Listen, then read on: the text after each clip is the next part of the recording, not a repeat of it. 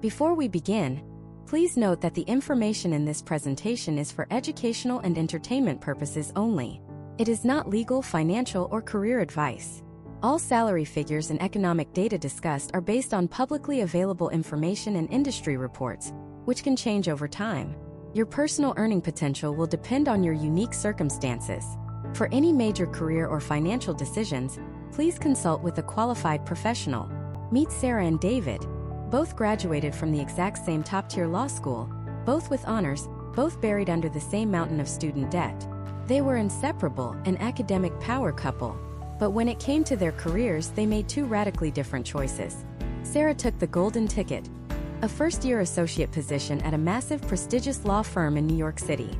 Her starting salary? A jaw-dropping $225,000. David, on the other hand, turned down similar offers. He took a job at a highly respected regional firm in Charlotte, North Carolina. His starting salary was $140,000. Their friends were baffled.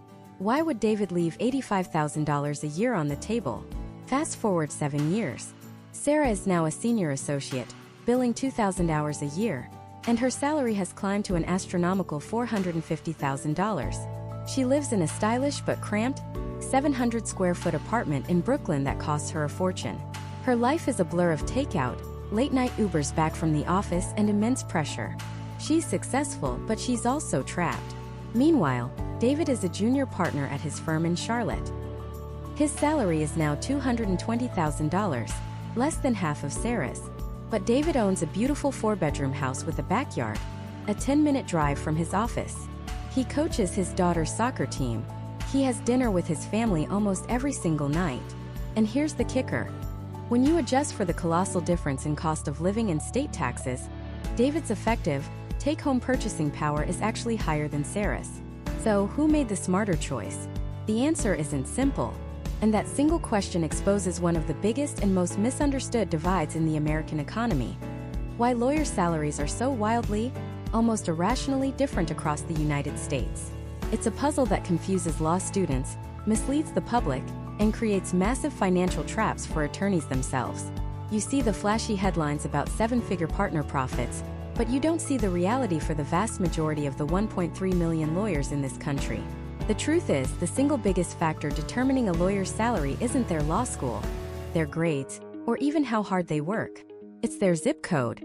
And understanding the hidden forces behind this geographic lottery is the key to making a smart career decision, not just a high-income one.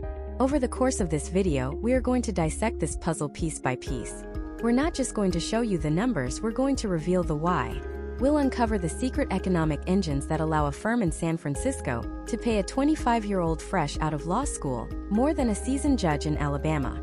We will deconstruct the powerful influence of the big law salary scale, explain the shocking truth of the Bi-Modal salary curve, a phenomenon that warps the entire legal profession, and give you a framework for calculating the real value of a salary in any major U.S. city. By the end of this, you will have a strategic map. Whether you're a pre-law student dreaming of a JD, a current law student trying to choose a path, or a practicing attorney wondering if the grass is greener somewhere else, this is the information you need to avoid a potentially life-altering financial mistake. So let's start with the most important and most deceptive chart in the entire legal industry. If you ask most people to draw a graph of salaries for any profession, they'll draw a bell curve. A few people on the low end, a few people on the high end, and the vast majority clumped right in the middle, at the average. This is true for accountants, for engineers, for doctors. But for lawyers, it's a complete lie. The graph of lawyer salaries isn't a bell. It's a camel. It has 2 humps, with a massive valley of nothingness in between. This is called the Bi-Modal salary distribution curve, and it is the single most important concept you have to grasp. On one side, you have the first hump. This is the big law and elite boutique firm world. In 2024, the starting salary for a first-year associate in this world, in major markets like New York, Chicago, and Los Angeles, is set by an unofficial standard called the Kravitz scale. That number is $225,000. That's the first peak of the camel. A huge number of graduates from top law schools who go into private practice will land right on this peak. Then you have the second hump. This peak is much, much lower. It hovers somewhere between $65,000 and $85,000. This is where the majority of lawyers in America live. This is your small-town solo practitioner, your public defender, your state government attorney, your lawyer working at a small two-person firm that handles wills and trusts. They are the backbone of the legal system. But their compensation exists in a completely different universe from big law. Now look at the space between those two humps. That giant valley from, say, $100,000 to $200,000. You'd think that's where most people would be, right? It's a comfortable upper-middle-class living. But for starting lawyers, it's a ghost town. Relatively few starting jobs exist in that range. You either get the golden ticket to big law, or you start on the other side of the valley. This is why the average lawyer salary you see online, often cited as around $135,000, is so dangerously misleading. It's the mathematical average of two completely separate populations. It's like averaging the height of a professional basketball team and a group of jockeys. The resulting number describes almost no one accurately. This bimodal curve is the foundation of the entire geographic disparity. Why? Because that first hump, that $225,000 peak, only truly exists in a handful of very specific, very expensive cities. New York, San Francisco, Los Angeles, Chicago, Washington, D.C., Boston. These are the epicenters of global finance, tech, and regulation. They are home to the Fortune 500 companies, the investment banks, the private equity behemoths who are engaged in the company litigation and billion-dollar mergers. And this brings us to the second critical factor. The client base dictates the billing rates, and the billing rates dictate the salaries.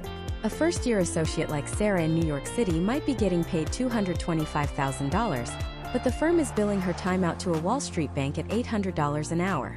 If she bills 2,000 hours a year, she is personally generating $1.6 million in revenue for the firm. In that context, paying her $225,000 a year isn't just possible. It's an incredible bargain for the partners. The firm can afford these salaries because their clients are corporate giants who view a $10 million legal bill as a rounding error on a $50 billion acquisition. Now let's go back to David in Charlotte. His firm's clients aren't global megabanks. They're successful regional companies, local real estate developers, and wealthy families. These clients are highly sophisticated, but they are not going to pay $800 an hour for a first-year associate. They just won't. David's time is likely being billed out at a rate closer to $300 or $350 an hour. He's still generating fantastic revenue for his firm, around $700,000, but the economic ceiling is fundamentally lower. His firm simply does not have the client base to support a New York-style salary structure. It's not that his firm is less successful, it's that it operates in a different economic ecosystem. This is the raw, unfiltered economic logic that underpins the entire system. High-end legal services are a luxury good, and the biggest buyers of that luxury good are concentrated in a few specific geographic pockets. If you want to earn a big law salary, you have to go to where the big law clients are. But as Sarah's story shows us, a high salary on paper and a high quality of life are two very different things. And that brings us to the great equalizer, the factor that can turn a $450,000 salary into a middle-class existence. The crushing, relentless tyranny of cost of living and taxes. Let's put this to the test with the tale of two first-year lawyers. We'll call them Alex and Sarah. Both graduated from the same top-tier law school. Both landed coveted jobs at elite, international law firms, the kind of firms that plaster their names on skyscrapers. On paper, their paths look identical, but their financial realities couldn't be more different. Alex took a job in Manhattan. The starting salary? A jaw-dropping $225,000 a year. Friends and family were floored. Alex was officially a success story, the embodiment of the legal dream. Now let's follow the money. First, the government gets its cut. And in New York City, it's a feeding frenzy. There's the federal income tax, which takes a huge slice. Then there's FICA, Social Security, and Medicare taxes. But it doesn't stop there. New York State wants its piece, levying a hefty state income tax. And because Alex lives and works in the 5 boroughs, the city itself reaches into Alex's pocket for a separate New York City income tax. When the dust settles after all 4 layers of taxation are stripped away, that impressive $225,000 salary shrinks by about 40 to 45%.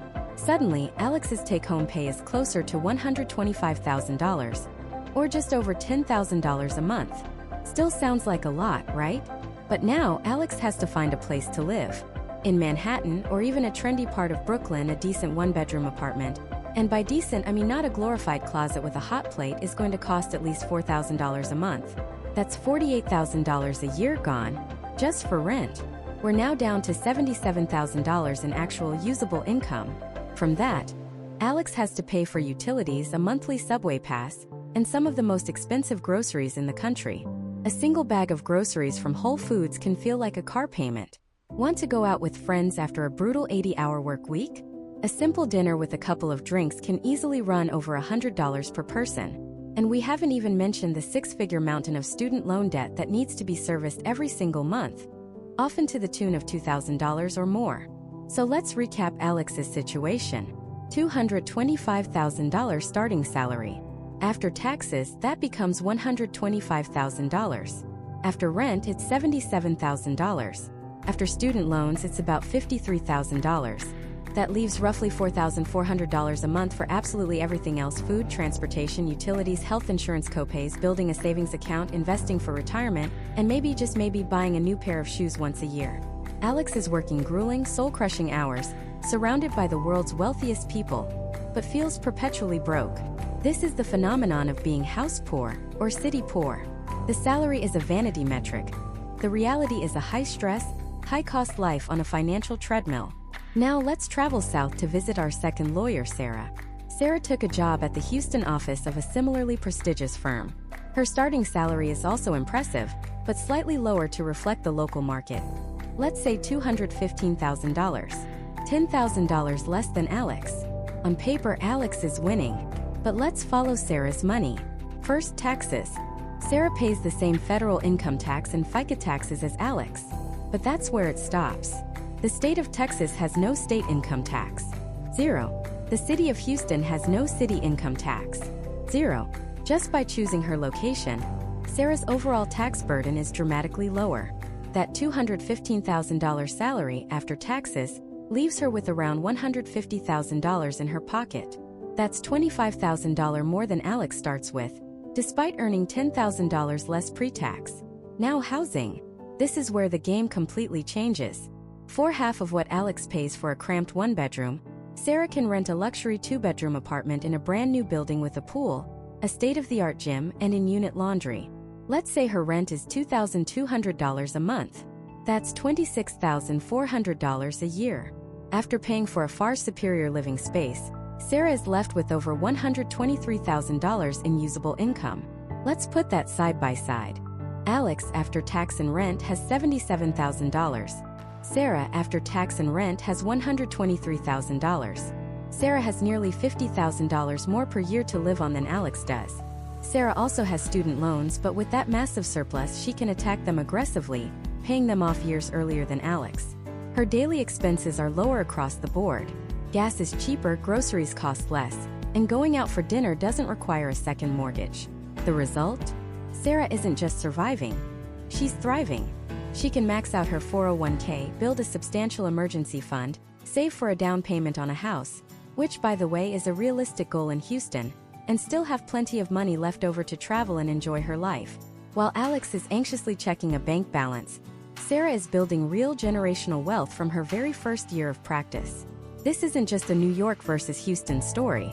This is the reality of San Francisco, Los Angeles, Boston, and Washington, D.C. versus Dallas, Atlanta, Charlotte, Phoenix, and dozens of other thriving lower-cost cities.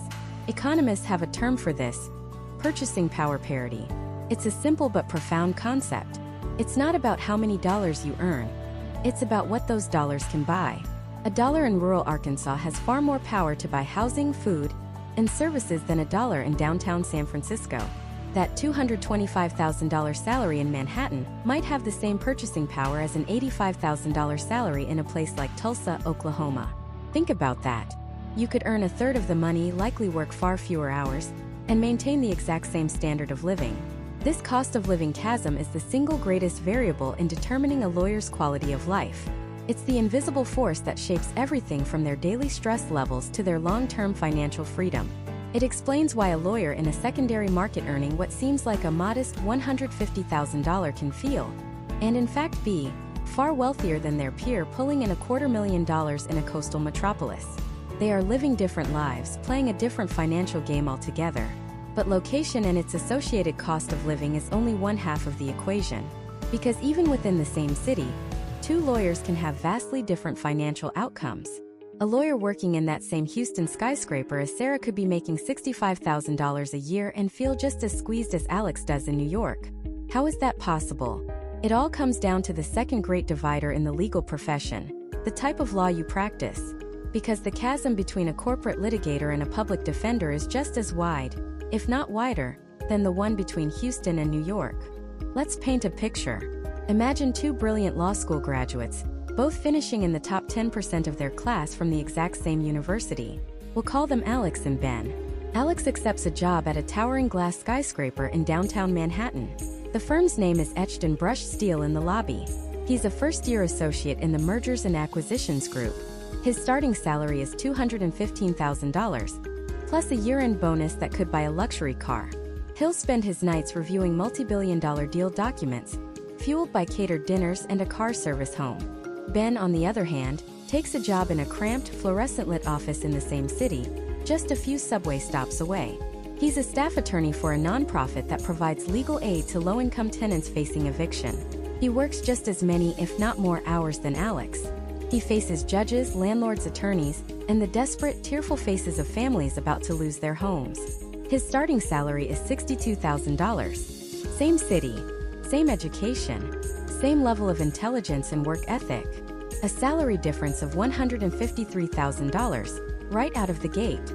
By year 5, that gap will have more than doubled. This isn't a failure on Ben's part or some stroke of genius on Alex's. They are on two different planets, economically speaking. And to understand why, you have to understand the single most important and strangest chart in the legal world, the Bi-Modal salary distribution curve. Now stay with me because this sounds academic, but it's the secret key to this entire puzzle. In most professions, if you were to plot everyone's salary on a graph, you'd get a classic bell curve. A few people on the low end, a few on the high end, but the vast majority would be clustered right in the middle, forming a single large hump. Think of accountants or engineers or marketing managers. Law is not like that at all. The graph of lawyer salaries doesn't have one hump in the middle. It has two. There's a smaller but very tall peak on the far right, around that $200,000 plus mark. And there's a much larger but shorter peak on the left, hovering around $60,000 to $80,000. And in between these two peaks, there's a valley, a deep, wide chasm where you'd expect the middle class of the legal profession to be. This isn't a theory. It's a statistical reality, tracked year after year by the National Association for Law Placement. So the real question isn't just, why are salaries different?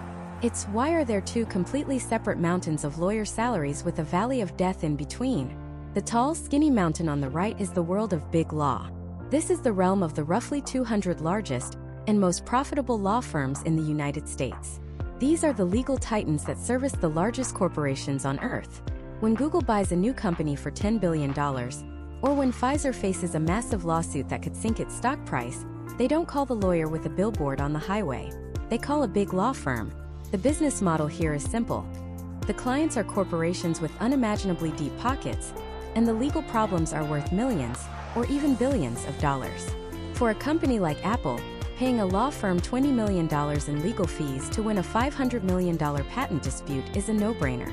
It's a fantastic return on investment. Because the stakes are so high, these firms can charge astronomical hourly rates. A senior partner might bill at $1,500 an hour or more. A first-year associate like Alex? He's probably being billed out to the client at $500 or $600 an hour. Think about that. If he works 2,000 billable hours in a year, he alone is generating over $1 million in revenue for the firm.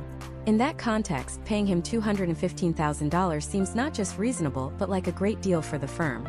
He isn't a cost center, he's a profit-generating machine. This entire ecosystem, high-stakes corporate work, wealthy clients, and the billable hour, is what builds that tall, lucrative mountain of salaries. This world includes not just big law associates, but also the in-house lawyers at major corporations who often come from these firms and are paid handsomely to manage their company's legal needs. Now let's travel across the valley to that other, much wider mountain. This is, well, pretty much everyone else, and it represents the vast majority of lawyers in America. This is the world of Ben. It includes government lawyers like prosecutors and public defenders.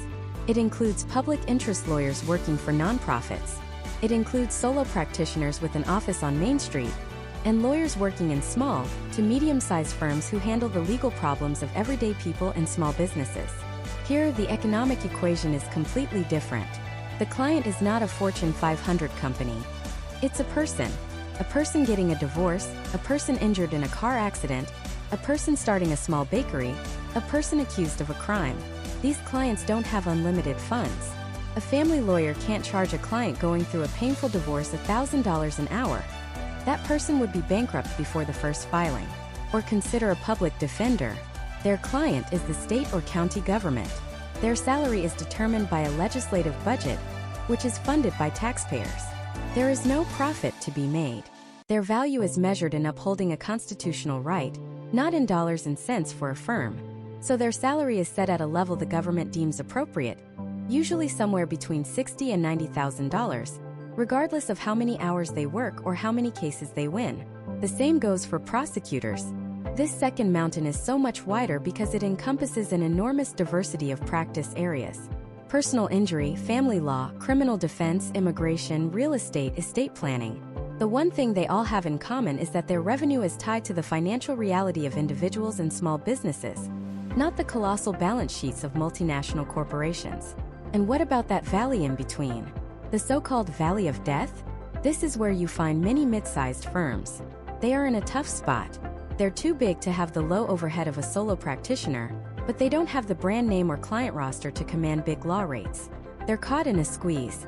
They might handle work for a successful regional company, which is great, but that company still can't afford to pay Manhattan rates. So, salaries in this middle ground are often stuck in a range of, say, $100,000 to $150,000. It's good money to be sure, but it's a far cry from the big law peak, and there are simply fewer of these jobs, which is why the graph shows a valley, not a gentle slope. So, when you ask why a patent litigator in Silicon Valley makes $400,000 while a legal aid attorney in the same city makes $70,000, the answer isn't just the city. It's the client. One is serving a tech behemoth whose intellectual property is worth billions. The other is serving a person whose housing is priceless to them, but who has no money to pay. The legal system serves both, but it rewards them in profoundly different ways. The type of law you practice isn't just a career choice. It's a decision about which of these two economic mountains you're going to try and climb. But this still doesn't tell the whole story. Because even within the same practice area in the same city, even within the world of big law itself, salaries can be wildly different. Two corporate lawyers can be working just blocks from each other, one making $250,000, the other making $400,000. What accounts for that? The answer lies in the power of prestige, the lockstep system, and the brutal pyramid structure of modern law firms. It's not just about the mountain you're on, it's about how high up that mountain your specific firm is. This entire system, this parallel universe of legal compensation, is built on a model perfected over a century ago. It's called the Cravath system, named after the legendary New York law firm Cravath, Swaine & Moore. And at its heart are two core principles: the lockstep salary scale and the brutal, unforgiving pyramid structure. Let's start with the pyramid. Picture a massive Egyptian pyramid. At the very wide base, you have the summer associates and the first-year associates, the newly minted lawyers fresh out of law school. As you move up, the pyramid narrows. You have mid-level associates, then senior associates. And at the tiny, sharp point at the very top, you have the equity partners, the owners of the firm. The entire structure is designed with one goal in mind: leverage. Partners, the rainmakers who bring in the multi-billion-dollar clients, leverage the time and labor of the dozens of associates below them. The profit from every single billable hour an associate works flows upwards, concentrating at the peak. But to get the best people to join the base of your pyramid, you have to pay them. And you have to pay them more than the pyramid next door. This is where the lockstep system comes in. Imagine you and everyone who graduated from law school in your year are on the same moving walkway. If you're at a top firm in New York, Chicago, or Los Angeles, you all step onto that walkway at the exact same salary. This is the first step. Today, that first step is $225,000. That's the starting base salary for a first-year associate at an elite law firm. No negotiation. It doesn't matter if you were first in your class at Harvard or barely in the top 10% at Michigan. You get $225,000. Then, after 1 year, you and your entire class take one step forward. Your salary automatically jumps to $235,000. The next year, another step, $250,000. The year after that, $270,000. Continues like this in lockstep all the way up. An 8th-year associate, the last step before you're considered for partner, is making a base salary of $435,000. This predictable, transparent, and incredibly lucrative ladder is the defining feature of big law compensation. And the firm that sets the pace for this entire industry? It's still Cravath. When Cravath announces it's raising associate salaries, it sends a shockwave through the legal world. Within hours, sometimes minutes, emails fly out from the managing partners of every other elite firm. The subject line is always something generic like associate compensation, but the message is clear. We are matching the Cravath scale. To not match is to send a signal to the world, to clients, to competitors, and most importantly to potential recruits that you are no longer in the top tier. It's a declaration of surrender in the single most important battle these firms fight: the war for talent. These firms are recruiting from an incredibly small pool of people, the top students at the top 14 law schools. These students are brilliant, ambitious, and crucially often saddled with over $200,000 in student loan debt. Offering a lower salary isn't an option. It's a death sentence for your recruiting department. So they all fall in line, creating a standardized nationwide salary for the top of the legal market. A first year at Kirkland & Ellis in Houston makes the same base salary as a first year at Latham & Watkins in New York. The mountain peak has a uniform elevation. But that $435,000 salary for a senior associate? That's not even the full picture. That's just the base. We haven't talked about the bonuses. These aren't your typical corporate holiday bonuses, a few $1,000s as a pat on the back.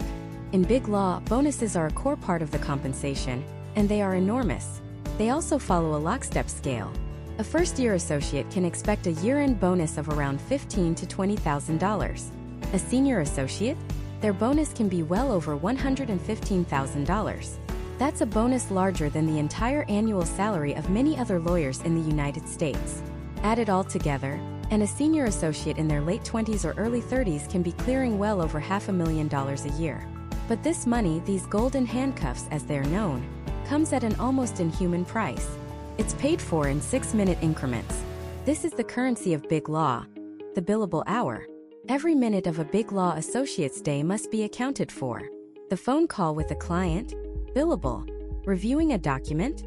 Billable. Thinking about a legal strategy in the shower? If you can justify it, it's billable. Associates are expected to bill somewhere between 1,900 and 2,200 hours per year. That might not sound like a lot until you do the math. That's not the time you spend in the office. That's not the time you spend on lunch or in training or talking to a colleague. That is 8 hours of pure billable work every single day with only a few weeks off for vacation. To hit those numbers, associates are regularly working 12, 14, even 16-hour days. They work weekends. They cancel vacations. They miss birthdays, anniversaries, and holidays. Their life is subsumed by the firm. The firm is paying a $250,000 starting salary not for a 9-to-5 job, but for their employees' entire life.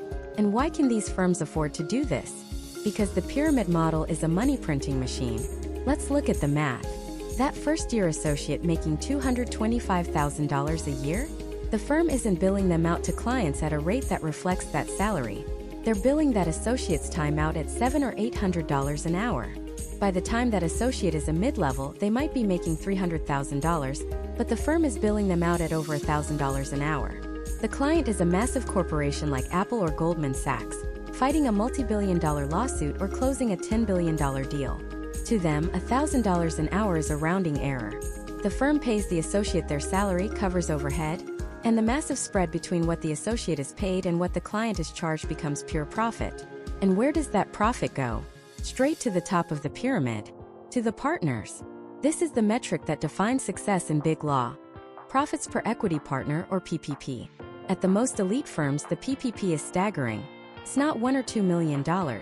It's 5, 6, even over $7 million per partner per year. This entire ecosystem, the prestige of the firm, the lockstep salary, the crushing billable hour requirements, and the immense partner profits, is a self-reinforcing loop. The high salaries attract the best talent. The best talent does impeccable work, justifying the astronomical billing rates. The high billing rates generate massive profits. And the massive profits are used to pay the high salaries to attract the next generation of top talent, all while making the partners at the top fantastically wealthy. It's a hyper-competitive, high-stakes, and incredibly lucrative bubble. But it is a bubble.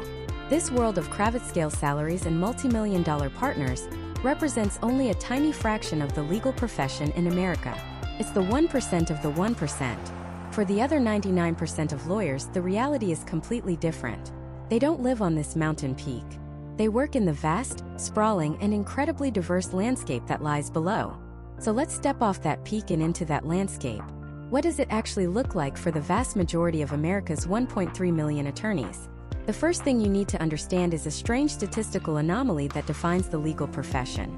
It's called the Bi-Modal salary distribution. Now, that sounds like a boring, complicated term from a statistics class, but I promise you, it is the single most important key to understanding why lawyer salaries are so bizarrely different. Think about most professions. If you were to plot the starting salaries of, say, accountants or engineers on a graph, you'd probably get a classic bell curve. A few people would make a little less, a few would make a little more, but most would be clustered right around the average, in the middle. It makes intuitive sense. That is not what happens with lawyers. The graph for lawyer starting salaries doesn't have one hump in the middle. It has two. It looks less like a bell and more like a camel with two humps or a dumbbell. On one side you have a tall, skinny peak. That's the mountain we just talked about. That's the $225,000 starting salary for big law associates in major markets. It's a huge number of dollars, but it represents a relatively small number of jobs. Then there's a massive gaping valley in the middle, a canyon where you'd expect the average to be. There are shockingly few entry-level lawyer jobs that pay, for example, between $100,000 and $180,000. It's a financial no man's land. And then, on the other side of that canyon, you find the second peak. This peak is much, much shorter than the big law peak, but it's incredibly wide. This is where the majority of lawyers live. This is the reality for the 99%. And what is the salary at the top of this much more common peak? It's not $225,000. It's not even $100,000. For years, this second peak has hovered somewhere between $60,000 and $85,000 a year. Let that sink in. The most common starting salary for a lawyer in the United States is roughly 1/3 of the top-tier salary that gets all the media attention. You're either on one side of the chasm or the other.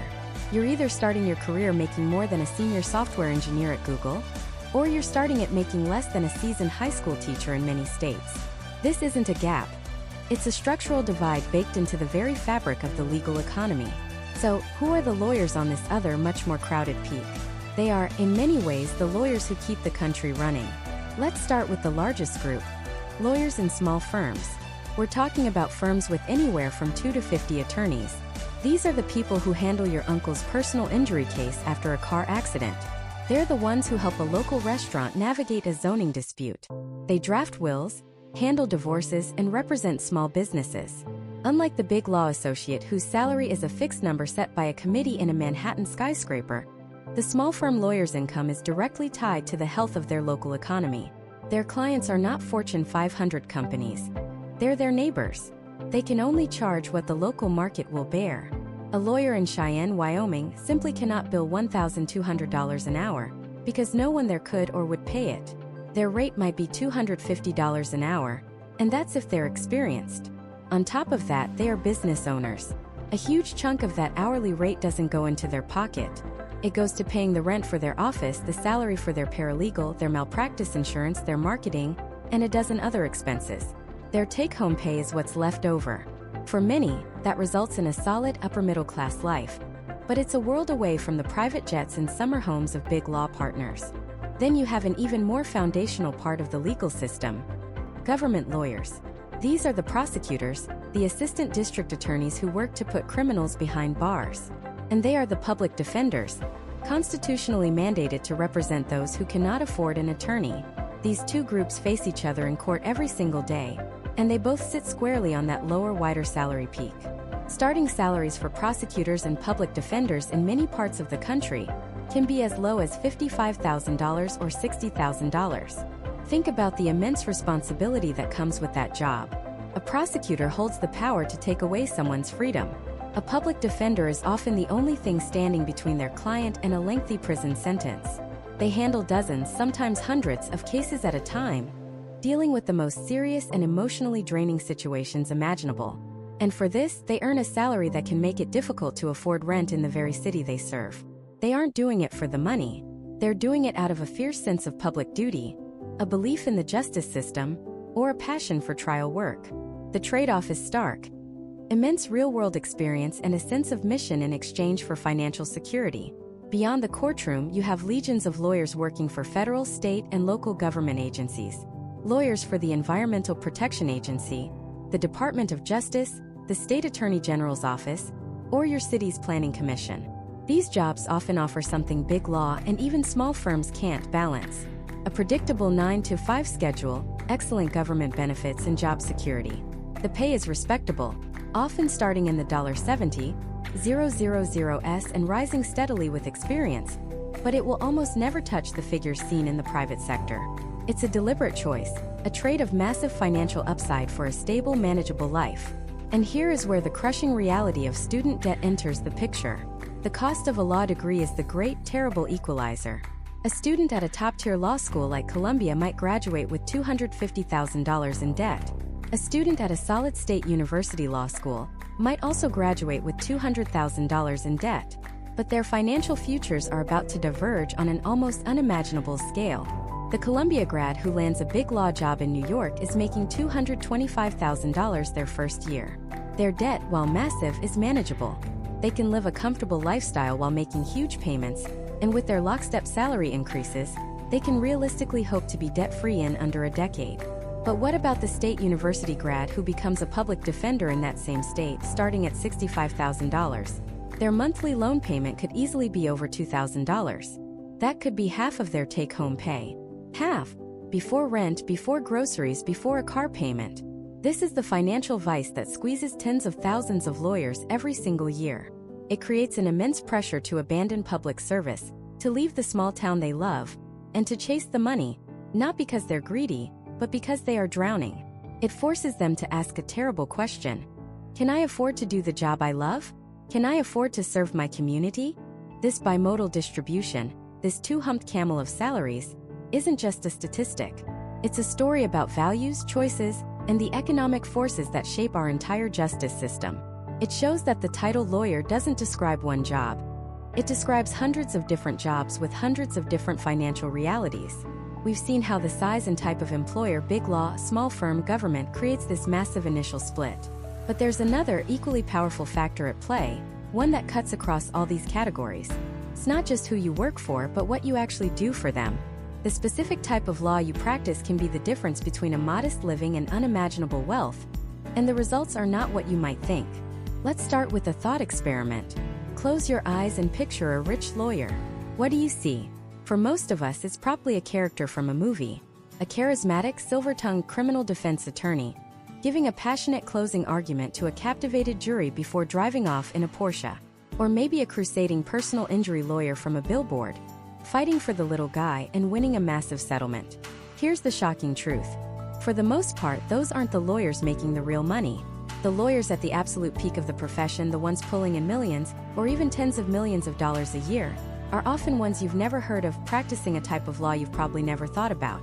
This is the hidden world of practice areas, and it is arguably the single most important factor in a lawyer's salary, after the initial sorting hat of law school and firm size. It's the reason that two lawyers who graduated from the same school with the same grades and worked the same grueling hours can have incomes that are an order of magnitude apart. Let's go back to our bimodal salary curve. That towering peak on the right, the one representing the $225,000 starting salaries and the multi-million-dollar partner paydays? That peak is built almost exclusively on a handful of highly specialized, and frankly not very glamorous corporate practice areas. The undisputed king is mergers and acquisitions, or M&A. This is the legal machinery behind the headlines you see about one giant company buying another. When a company like Microsoft decides to buy a video game developer for nearly $70 billion, an army of lawyers is mobilized. They perform due diligence, which is a fine-toothed comb investigation of the target company's every contract, lawsuit, and liability.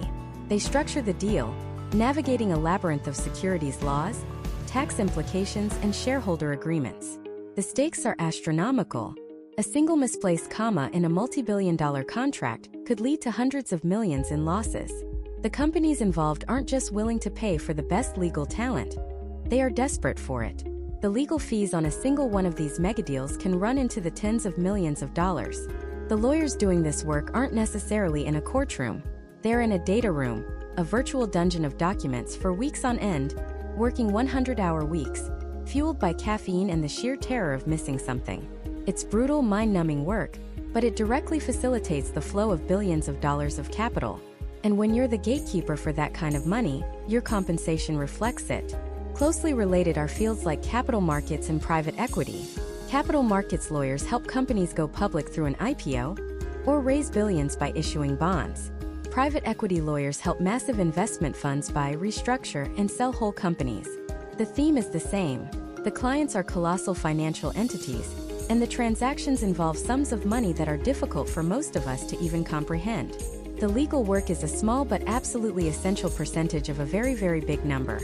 Another area that fuels the right side of the curve is high-stakes litigation, particularly intellectual property, or IP. Forget the slip-and-fall case. Think about Apple suing Samsung over the design of the smartphone. That's not a lawsuit about a broken arm. It's a war for dominance of a trillion-dollar global market. The lawyers involved need to be more than just good attorneys. They often need advanced degrees in electrical engineering or computer science to even understand the patents at issue. Companies will pay almost anything to win these bet-the-company cases. And the top patent litigators are compensated accordingly. The same goes for antitrust litigation, where the government might be trying to break up a tech giant, or securities litigation, where a class of shareholders is suing a company for billions over a stock drop. The clients are huge, the stakes are existential, and the pay is stratospheric. Now let's look at the other side. What about that first, much larger and much lower peak on the salary curve? This is where most lawyers in America actually live. And it's populated by the practice areas that most people think of when they think of a lawyer. Take criminal law. The public defenders and prosecutors who make up the bulk of this field are the bedrock of our justice system. They are in court every single day, dealing with the most raw and difficult aspects of society. But they are government employees. Their salaries are dictated by public budgets, not corporate profits. A starting prosecutor in a rural county might make $55,000 a year. Even a seasoned public defender in a major city might top out at $130,000. It's vital, important work, but it is completely disconnected from the corporate money that fuels big law. Even private criminal defense attorneys, unless they have a roster of celebrity or white-collar clients, are usually dealing with individuals who have limited resources, capping what they can reasonably charge. The same is true for family law. Divorce, child custody. These are incredibly important and emotionally taxing issues. But again, the clients are individuals, not corporations. The lawyer's fees are being paid out of a family's savings, which are often already strained by the process of splitting up. There is a hard ceiling on what the market can bear. Immigration law, another critical field that helps people navigate a complex and often frightening system, operates under similar constraints. The clients are often desperate, but rarely wealthy. Now, there is one fascinating, high-profile exception that spans both peaks: personal injury. This is the world of the billboard lawyers, the no-fee unless you win contingency model. On one hand, many PI lawyers handle a high volume of smaller cases, car accidents, minor workplace injuries, and make a solid but not spectacular living that puts them squarely in that first peak. They might settle a case for $50,000 and, after taking their one-third cut and covering expenses, make a decent return for their time. But this is also a field of whales. A catastrophic medical malpractice case, a faulty product that injures thousands, a massive industrial accident. These cases can lead to settlements or jury verdicts in the tens or even hundreds of millions of dollars. Because the lawyers are working on contingency, typically taking 30 to 40% of the final award, a single successful case can result in a life-changing payday. A $100 million verdict could mean a $30 million fee for the law firm. This is how some personal injury lawyers become fabulously wealthy, rivaling even the top corporate partners. But it's a high-risk, high-reward game. They might spend millions of their own money and years of their time on a case, and if they lose, they get absolutely nothing. It's a business model that is completely alien to the billable hour world of corporate law. So what's the fundamental principle here? It's astonishingly simple. A lawyer's salary is determined less by the intellectual difficulty or social importance of their work, and more by the financial capacity of their client. An M&A lawyer's client is a multi-billion-dollar corporation. A family lawyer's client is a family. A public defender's client is the state. The legal problems might be equally complex, the hours equally long, the work equally stressful. But the source and scale of the money being paid is what creates this vast chasm in compensation. The most lucrative practice areas are the ones that either help massive corporations make even more money, or help them avoid losing massive amounts of it. This realization then forces a critical question for any aspiring lawyer who wants to reach that second peak. It's not enough to just want to be a corporate lawyer. You have to go where the corporations are. These high-paying practice areas aren't spread evenly across the country. They cluster like magnets in very specific economic and financial hubs. An M&A practice thrives on Wall Street, not on Main Street. The fight over tech patents happens in Silicon Valley, not in a quiet suburb. And this geographic reality is the next great filter, the next powerful force that shapes a lawyer's destiny and their paycheck, determining who gets access to these golden opportunities and who is left practicing in a completely different financial reality. So let's dissect this geographic reality, starting at the very top of the food chain, the legal epicenters of the United States. We're talking about a tiny handful of cities that operate on a completely different economic plane. Think Midtown Manhattan in New York City, the Loop in Chicago, the K Street Corridor in Washington, D.C., and the tech-fueled hubs of Silicon Valley and Los Angeles. These are not just cities, they are ecosystems. They are the global nexuses of finance, technology, and government regulation. This is where the world's largest corporations are headquartered, where multi-billion-dollar deals are born, and where the fate of entire industries is decided in boardrooms and courtrooms. The sheer concentration of corporate power and wealth in these locations creates a demand for legal services that is almost unimaginably intense and complex. When a company like Apple or Goldman Sachs is facing a $10 billion lawsuit or planning a $50 billion merger, they don't look for a pretty good lawyer. They need the absolute best, and they are willing to pay astronomical sums for that expertise. This creates a hyper-competitive, high-stakes market for legal talent, and it's this market that gave birth to the single most important concept in big law compensation, the Cravath scale. The name comes from one of the oldest and most prestigious law firms in the world, Cravath, Swaine & Moore. Decades ago, they established a lockstep compensation system for their associates. This means every associate in the same graduating class year gets paid the exact same salary and bonus, regardless of their individual performance or practice area. It was a way to foster collegiality and prevent internal competition.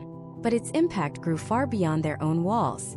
Because Cravath was seen as the pinnacle of the profession, other elite firms had to match their salaries to have any hope of recruiting the same top-tier graduates from Harvard, Yale, and Stanford. What this created was a salary arms race.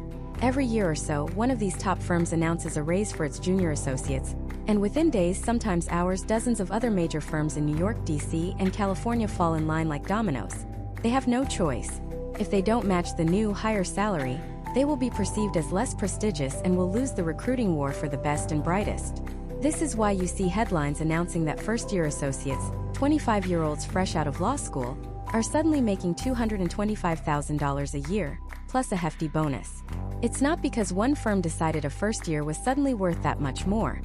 It's because the entire top-tier market was forced to move in lockstep to maintain equilibrium. This scale effectively creates a standardized, artificially high salary floor that exists almost exclusively within these elite geographic pockets. A lawyer working in a massive firm in Manhattan is paid based on a scale set by a competitor down the street, not by the economic realities of the rest of the country. But here is the great, and often painful paradox of geography. That $225,000 salary in New York City is not the same as $225,000 anywhere else on Earth. This brings us to the brutal reality of cost of living. Let's run a quick, real-world comparison. Take our newly minted big law associate in Manhattan. After federal, state, and the infamous New York City taxes, their take-home pay is significantly reduced. Then comes rent. A small one-bedroom apartment in a desirable neighborhood can easily cost $4,000 to $5,000 a month. Add in the high cost of groceries, transportation, and simply existing in one of the world's most expensive cities, and that massive salary starts to feel surprisingly normal. Now let's look at a lawyer in a major firm in Houston, Texas. Houston is another huge legal market, a hub for the energy sector, but it doesn't operate on the Cravath scale. A top-of-the-market starting salary there might be closer to $180,000 or $190,000. On paper, that's a significant pay cut from their New York counterpart. But now let's factor in reality. Texas has no state income tax. That's an immediate massive boost to take-home pay. The cost of living is dramatically lower. That same $4,000 or $5,000 that gets you a small apartment in New York can get you a mortgage on a beautiful, spacious house in a Houston suburb. The lawyer in Houston, despite having a lower nominal salary, might actually be building wealth and enjoying a higher quality of life far faster than the one in New York. This is the concept of the golden handcuffs. The massive salary in a place like New York or San Francisco is the bait. It draws you in. But the exorbitant cost of living and the intense work culture required to justify that salary become the lock. You get accustomed to the lifestyle, you take on expenses like a high mortgage or private school tuition that are tied to that location, and suddenly leaving becomes almost impossible. You're running on a treadmill, working 80 hours a week just to maintain your position in that specific geographic bubble, while your counterpart in a secondary market might be saving more, stressing less, and living larger on a smaller number. And this brings us to the vast middle ground of the American legal landscape, the secondary and tertiary markets. These are the thriving, economically powerful cities that aren't quite global epicenters. Think Atlanta, Dallas, Denver, Miami, Seattle. These cities have robust legal markets, home to major regional corporations, and the satellite offices of many national law firms. Here, the salary structure is a hybrid. The top firms in these cities have to pay enough to compete with the allure of New York or Chicago for good talent, but they are not beholden to the lockstep Kravitz scale. Instead, their salaries are more closely tied to the local economy and the firm's specific profitability. The billing rates in Atlanta are simply not as high as they are in Manhattan. A corporate client in Georgia won't pay the same hourly rate for a partner as a Wall Street bank will. And because billing rates are lower, salaries must also be lower. So you'll see starting salaries that are excellent, $160,000, $180,000, maybe even $200,000 at the very top of the market, but there's far more variation. A firm's prestige, profitability, and specific needs dictate the pay, creating a much more fragmented and localized salary landscape. For many lawyers, these cities represent the sweet spot, a place where you can still do sophisticated, high-level legal work and earn a fantastic living, but without the extreme costs and pressures of the absolute top-tier markets. And then we move even further out, to the places where the vast majority of American lawyers actually work, in small firms in suburbs, in small towns, and in rural counties across the nation. Here, the entire economic model of the legal profession changes. We have left the universe of Fortune 500 companies and entered the world of the Main Street lawyer. Their clients aren't corporations, they're people.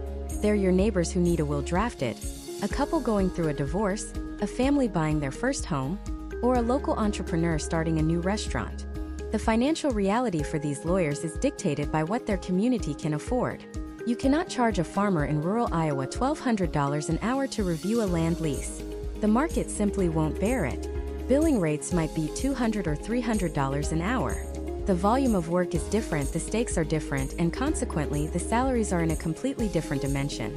A lawyer starting their career in a small town might be thrilled to earn $60,000 or $70,000 a year. The partner of that firm, a respected pillar of the community for 30 years, might make $150,000, less than a first-year associate in New York. This isn't a failure. It's a fundamentally different business model, serving a different type of client with different needs. So, you see, geography is far more than just a location on a map. It is the primary organizing principle of the legal economy. It determines the client base, which in turn determines the billing rates. The billing rates and the local competition for talent then determine the salary scale. A lawyer's choice of where to live and practice isn't just a lifestyle decision. It is the single most important factor that will define the financial trajectory of their entire career. It sorts them into one of these parallel universes, each with its own rules, its own pressures, and its own definition of success. But even within these geographic universes, there's another powerful force at play, one that slices through every city and every state, creating yet another layer of disparity. This force isn't a place. It's a choice. It's the fundamental decision every lawyer makes after passing the bar. What kind of lawyer will I be? Because in the legal world, who you work for is just as important, if not more important, than where you work. It's the difference between a starting salary of $60,000 and $225,000 for two people who graduated from the very same law school, in the very same year, living in the very same city. Let's start at the top of the pyramid, in the glittering glass towers of what's known as Big Law. These are the titans of the industry, the massive multinational law firms with hundreds, sometimes thousands of lawyers, and offices in every major financial center on earth. Think of names like Kirkland & Ellis, Latham & Watkins, or Cravath, Swaine & Moore. These firms serve a very specific clientele: Fortune 500 corporations, investment banks, and private equity giants. They don't handle your uncle's DUI or your neighbor's divorce. They handle billion-dollar mergers, bet-the-company litigation, and complex international intellectual property disputes. And for that they pay. Oh, do they pay? Big Law works on a lockstep compensation system, famously set by a firm called Cravath. When Cravath announces its new salary scale for first-year associates, nearly every other major firm in the country scrambles to match it within hours. As of late 2023, that starting salary hit a breathtaking $225,000 for a 25-year-old fresh out of law school. And that's just the base salary. Year-end bonuses can add another $20,000, $50,000, even $100,000 on top of that. By the time a lawyer is a senior associate 7 or 8 years in, their total compensation can easily push past $500,000 a year. So why the astronomical numbers? It's simple economics. First, the clients can afford it. When you're trying to acquire a competitor for $10 billion, paying your lawyers a few million in fees is just a rounding error. Second, it's a brutal war for talent. These firms only recruit from the top 10 or 15 law schools, and only the students at the very top of their class. The high salary is the lure, the golden ticket to attract the absolute best. But that ticket comes at a staggering price. The unwritten contract in Big Law is that your time is no longer your own. The billable hour is king, and associates are expected to bill somewhere between 1,900 and 2,200 hours a year. Now, that doesn't mean they work that many hours. To bill 2,000 hours, you're likely working closer to 3,000. That's 60 hours a week, every single week, including nights, weekends, and holidays. It's a culture of immense pressure, where multi-million-dollar deals can live or die on your attention to detail at 2 in the morning. It's an up or out system. You either make partner within about 8 to 10 years, which only a tiny fraction do, or you're gently but firmly shown the door. It's a lifestyle that burns through brilliant young minds, but for those who can endure it, it provides a financial launchpad unlike almost any other profession. Now let's step down from those ivory towers into the world of mid-sized and boutique firms. This is where a huge portion of the legal market lives. A mid-sized firm might have anywhere from 50 to 200 lawyers, often focused on a specific region. They might not be advising on the merger of two global tech giants, but they are the go-to counsel for successful regional businesses, hospitals, and wealthy families. The pay is still excellent. A starting salary might be in the range of $120,000 to $180,000, but the culture is often profoundly different. The billable hour requirements are typically more humane. You might have a chance to go to your kid's soccer game. The partners know your name. It's a career, not a crucible. Then you have the boutiques. These are smaller, highly specialized firms that are the absolute best at one specific thing. It could be intellectual property litigation, entertainment law, or high-stakes tax appeals. Don't let their size fool you. The top boutiques are every bit as prestigious and profitable as Big Law. Because they are the best in their niche, they can charge astronomical rates, and their lawyers are compensated accordingly. A partner at a successful patent litigation boutique in Silicon Valley might earn significantly more than a partner at a general practice big law firm in New York. These firms offer the sophistication and high-stakes work of Big Law, but often in a more focused, entrepreneurial, and sometimes more collegial environment. But what about the lawyers you see on billboards? The ones whose offices are in a local strip mall, not a downtown skyscraper? Welcome to the world of small law and solo practitioners. This is the backbone of the American legal system. These are the lawyers who help real people with real-life problems. They draft wills, handle personal injury cases, represent small businesses, and stand beside people in criminal court. And here, the salary spectrum explodes into near-infinite variability. A solo practitioner is not just a lawyer. They are a small business owner. Their income is not a salary. It's revenue minus overhead. Some are spectacularly successful. A savvy personal injury lawyer who lands 1 or 2 major cases can clear over $1 million in a single year. A well-run small firm specializing in real estate transactions in a hot market can be a cash machine. But for every one of those success stories, there are thousands of lawyers just trying to make payroll. They're hustling for clients, managing office staff, paying for insurance, and battling it out in crowded, low-margin areas of law. Many solo and small firm lawyers in rural America or even in competitive urban markets make less than a public school teacher, sometimes taking home just $40,000 or $50,000 a year, all while carrying 6 figures of student loan debt. The trade-off is autonomy. You are your own boss. You set your own hours, choose your own clients, and build something that is entirely yours. The risk is immense, but the reward is a level of freedom that a big law associate can only dream of. Then there's another universe entirely, one driven not by profit, but by purpose. This is the world of public interest and government lawyers. These are the public defenders, the prosecutors, the attorneys working for the ACLU or legal aid, or the Environmental Protection Agency. They are motivated by a mission, whether it's defending the indigent, prosecuting crime, protecting civil liberties, or serving the public good. The financial compensation reflects that. A starting salary for a public defender or a district attorney in a major city might be just $60,000 or $70,000. It's a fraction of what their law school classmates are making in the private sector. The hours can be just as long and the work just as, if not more, emotionally taxing. So why would anyone choose this path? For one, the experience is unparalleled. A third-year prosecutor might have already tried dozens of jury trials, while their big law counterpart has spent 3 years locked in a room reviewing documents. But there's also a critical financial incentive that has reshaped this career path: Public Service Loan Forgiveness, or PSLF. This federal program promises that if you work for a qualifying nonprofit or government entity for 10 years and make your minimum student loan payments, the entire remaining balance of your federal loans will be forgiven, tax-free. For a lawyer with $200,000 in debt, that forgiveness is the equivalent of hundreds of thousands of dollars in tax-free income. It's a massive, life-altering benefit that makes a lower-paying public service career financially viable. Finally, there's the increasingly popular path of going in-house. This means working as a lawyer directly for a corporation. Your only client is your employer, whether that's Google, General Motors, or a local startup. This is often seen as the promised land for lawyers fleeing the burnout of big law.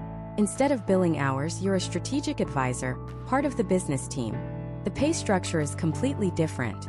It's a corporate salary with a base, a cash bonus, and crucially equity, stock options, or restricted stock units. In a fast-growing tech company, that equity can be worth far more than any law firm's salary. An early lawyer at a company like Uber or Airbnb became a multimillionaire. The general counsel of a Fortune 500 company is a C-suite executive, with compensation packages reaching into the tens of millions of dollars. The work-life balance is typically better than at a law firm, and you get to see your advice play out in the real world. This path creates yet another branch of the salary tree, where a lawyer's fortune is tied not to the hours they bill, but to the success of the company they serve. So you see, even within the same zip code, the legal profession is not one profession but many. It's a collection of parallel universes, each operating under a different economic model. You have the big law associate grinding for a guaranteed fortune, the solo practitioner gambling on themselves, the public defender trading salary for purpose and loan forgiveness, and the in-house counsel betting on corporate growth. This fundamental choice of where to practice slices through the geographic map, creating a complex mosaic of outcomes that explains why one lawyer is struggling to make ends meet while another, living just down the street, is a millionaire. But there's still one more crucial piece to this puzzle, because it's not just where you work or who you work for that matters. It's also about what you do. The world of law can be neatly cleaved into 2 distinct hemispheres. On one side, you have the lawyers whose job is to make their clients money. They are profit centers. They structure the deals, protect the inventions, and win the massive judgments that show up as black ink on a corporate balance sheet. On the other side, you have the lawyers whose job is to save their clients from losing money, freedom, or family. They are cost centers. They defend against lawsuits, navigate ugly divorces, and stand up for the accused. Their value is in mitigating disaster, a service that, while critically important, is often viewed as a necessary expense rather than a lucrative investment. And understanding this single division between making money and saving money is the key to understanding the staggering income disparity across the legal profession. Let's start in the heart of the profit center: corporate law, specifically mergers and acquisitions, or M&A. This is the world you see in movies: gleaming skyscrapers, boardrooms with panoramic city views, and lawyers billing at over $2,000 an hour. Why? Because the stakes are astronomical. Imagine 2 massive tech companies decide to merge in a deal worth $50 billion. The lawyers aren't just drafting documents. They are architects of a financial empire. They are navigating a minefield of antitrust regulations, securities laws, international tax codes, and shareholder agreements. A single misplaced clause, a poorly negotiated term, could cost the client hundreds of millions, even billions of dollars.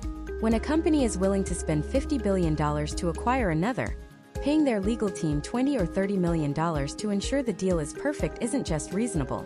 It's a rounding error. These lawyers are paid a premium because their advice directly facilitates a transaction that generates immense value. They are not an expense. They are an essential component of the profit-making machine. The pressure is immense, the hours are brutal, with teams working around the clock for weeks on end to close a deal. But the reward is a salary that places them in the top fraction of a percent of earners. Then there's intellectual property or IP law. This is where innovation meets litigation, and it's another goldmine. Think about the smartphone in your pocket. It is a bundle of thousands of patents. The curve of the glass, the way you swipe to unlock, the software that connects to a cell tower. It's all protected intellectual property. When one company, say Apple, believes another company, like Samsung, has infringed on one of its patents, the resulting lawsuit isn't just an argument over ideas. It's a war for market dominance worth billions. The lawyers who litigate these cases are often specialists with advanced degrees in electrical engineering or computer science. They have to be. They need to be able to argue the technical nuances of semiconductor design to a jury of laypeople. This rare combination of legal acumen and deep technical expertise makes them incredibly valuable. A successful patent lawsuit can result in a judgment that cripples a competitor or a royalty stream that generates revenue for decades. The lawyers who secure these patents, a process called patent prosecution, are creating assets out of thin air for their clients. A single patent for a blockbuster drug can be worth more than a fleet of skyscrapers. So when a biotech company pays its IP lawyer $1 million salary, it's because that lawyer is the guardian of the company's multi-billion-dollar crown jewel. And we can't forget the other side of high-stakes litigation, the plaintiff's attorneys. These are the lawyers who take on giant corporations on behalf of people who have been harmed. They operate on a completely different model, the contingency fee. This means they don't get paid a dime unless they win. They often spend millions of their own firm's money on expert witnesses, investigations, and court filings, taking on all the risk. It's the ultimate high-stakes gamble. But if they win, they typically receive 30 to 40% of the final settlement or judgment. So when you read a headline about a $500 million verdict against a pharmaceutical company for a dangerous drug, that lead attorney's firm might be taking home $200 million. A single successful case can generate more revenue than a mid-sized law firm makes in a decade. These lawyers are the ultimate rainmakers. They aren't just facilitating a deal. They are creating a massive financial windfall from scratch through pure legal skill and risk. The potential for an astronomical payday is what draws people to this field. Even though the vast majority of cases end in much smaller settlements or even losses, where the lawyer gets nothing. Now let's cross the great divide into the world of the cost center. Consider the public defender. This lawyer's client isn't a Fortune 500 company. It's an individual accused of a crime who cannot afford an attorney. Their paycheck doesn't come from a grateful corporation. It comes from a city or state budget that is almost always stretched thin. A public defender might handle hundreds of felony cases at once, from burglaries to homicides. They are the bedrock of the constitutional right to counsel, performing one of a civil society's most essential functions. They fight for their clients with everything they have, but their salary is a modest, fixed government wage. They are saving people from losing their freedom, a value that is arguably infinite, but one that our economic system simply doesn't compensate at the same level as securing a patent for a new gadget. A public defender in rural Mississippi might make $45,000 a year, while a first-year associate at a corporate firm in New York City, doing document review, starts at over $200,000. Or think about family law. This is the intensely personal, emotionally draining work of divorce, child custody, and adoption. The clients are not corporations with endless legal budgets. They are individuals going through the most difficult time of their lives. The value in the case is often limited to the couple's shared assets, a house, some retirement savings. The lawyer's job is to protect their client's share of that finite pie.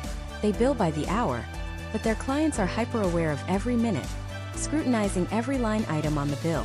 There is a hard ceiling on what most people can afford to pay. A brilliant family lawyer can provide immense emotional and financial security for their client, but they will never have a case that generates a $100 million fee. The economic reality of the practice area itself limits the earning potential. Even within a single practice area, this division holds true. Take real estate law. A lawyer in a small town who handles residential home closings might charge a flat fee of $1,000 per transaction. They provide a vital service, ensuring the biggest purchase of most people's lives goes smoothly. They can make a comfortable living by doing a high volume of these deals. But now consider the real estate lawyer in Chicago or Los Angeles, who structures the financing and acquisition for a new billion-dollar sports stadium or a massive mixed-use development. Their client is a consortium of private equity firms and developers. The legal work is dizzyingly complex, involving zoning, environmental regulations, and sophisticated financial instruments. That lawyer is a profit center, a crucial part of making a massive project happen.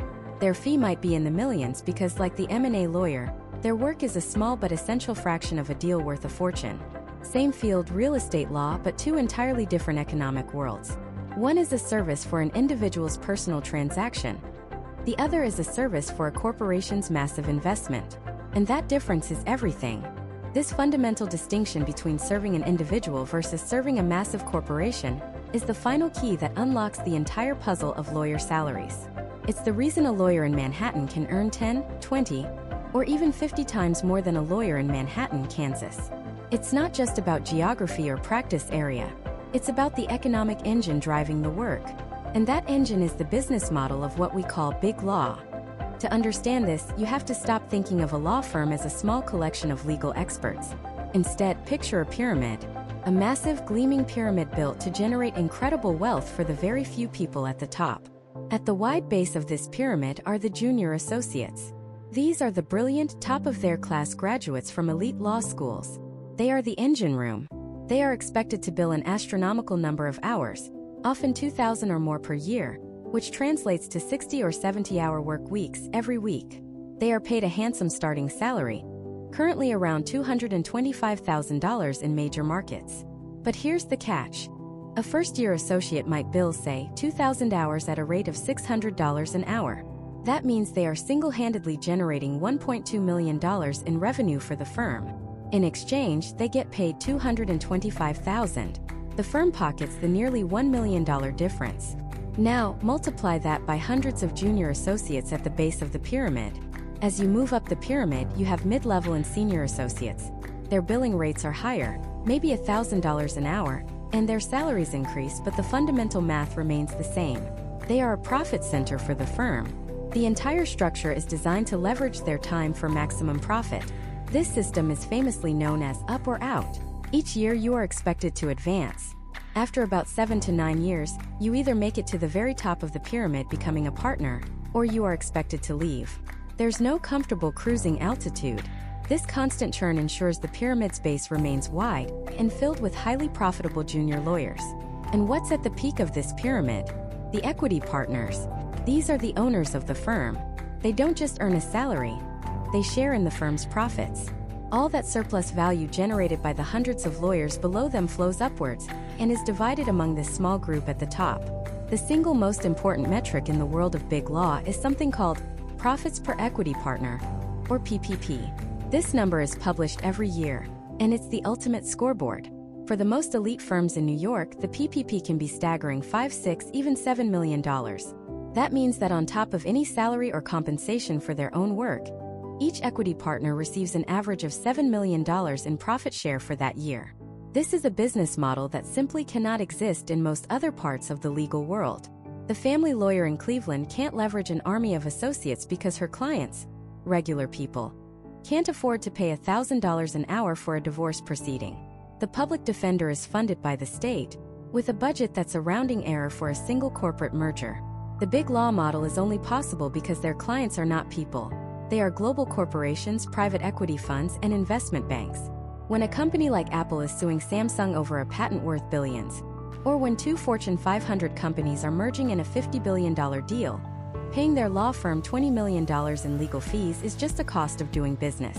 It's a rounding error on their balance sheet. This creates an entirely separate, closed-loop economy for legal services. And inside this economy, a fascinating thing happened that cemented the salary gaps we see today. It's called the Cravath system. In the mid-20th century, a prestigious New York firm named Cravath, Swaine and Moore established a standardized, lockstep compensation system for its associates. They decided they would pay the highest market-setting salary to attract the absolute best talent from schools like Harvard and Yale. First years all got paid the same, second years all got paid the same, and so on right up the ladder.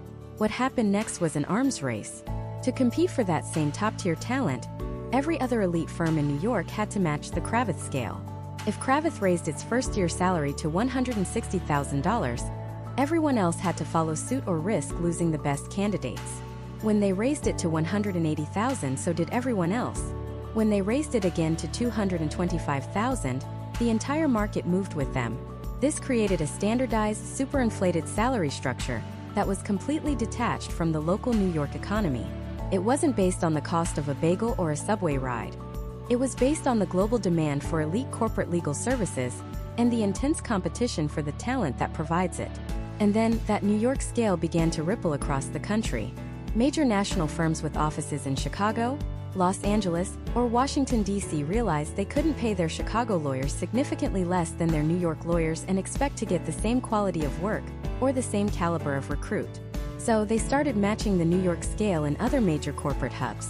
This is why you see lawyers in Houston or San Francisco making the same base salary as a lawyer in Manhattan, even if the cost of living is substantially different.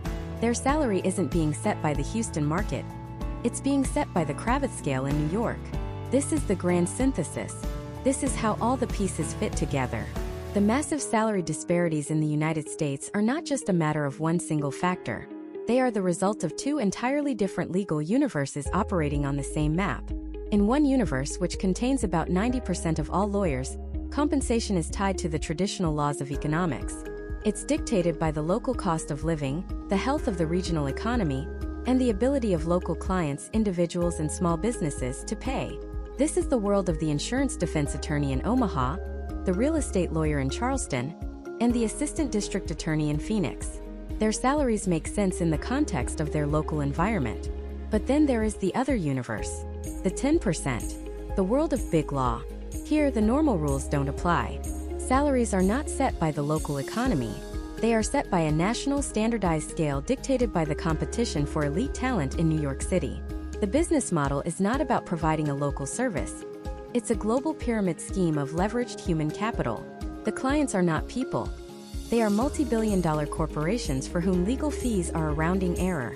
A lawyer in this universe isn't really an Austin lawyer or a Boston lawyer. They are a cog in a global machine that happens to be physically located in Austin or Boston, and their salary reflects the economics of a world that operates thousands of miles away in the boardrooms of Manhattan and the City of London. So, why are lawyer salaries so different across the United States? Because we are not talking about one job. We are talking about two fundamentally different professions that just happen to share the same title. One is a personal service, tied to the fortunes of individuals and communities. The other is a corporate financial instrument, tied to the global flow of capital. One lawyer helps you buy a house. The other helps a private equity firm buy the company that built your house. And while both are called lawyer, they operate in economic realities so vastly different, they might as well be on different planets. The next time you hear about a lawyer making $2 million a year, don't just ask what they do or where they live. Ask who they do it for. Because in the American legal system, the client isn't just king. The client creates the entire kingdom.